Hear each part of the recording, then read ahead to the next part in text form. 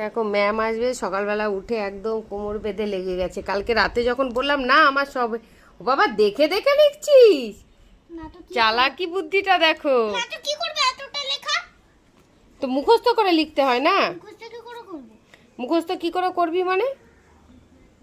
Ma'am নিজেই ওরে কি লিখছিস বল, নিজেই ফোন দেখে লেখে? ম্যাম যা লেখে লিখুক, ম্যামের তো আর এক্সাম দিতে যেতে হবে না। তো কি কি লিখছিস বল ওটা? এটা কি দেখি, আই হ্যাজ, দেখি এইদিকে আই হ্যাজ, এইটা পাতাটা উল্টা, কোনটা লিখছিস? It has four corner corner. তো এগুলো দেখে লিখছো কেন? এটা মুখস্থ করো। 1 2 3 4 4 কর্নার হুম। আর এই স্মল কর্নার 2 বিগ কর্নার। এটা তো তুই লিখেছিলি, এটা হ্যাঁ এটা তো তুই লিখেছিস। তাহলে ওটা মুখস্থ করলে এই পাশটা না দেখেই লেখা যায়। কালকে মুখস্থ করাচ্ছিলাম, করলি না।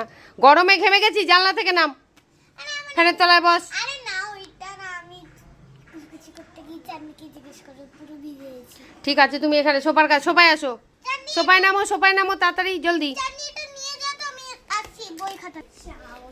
মানুষ ফ্যানের তলায় বসতে পারে না, আর ও বোকা মানুষের এটাই হচ্ছে পরিচয়, জানিস তো? তুই রোদের উপর গিয়ে বসেছিস। কি ওদের উপর?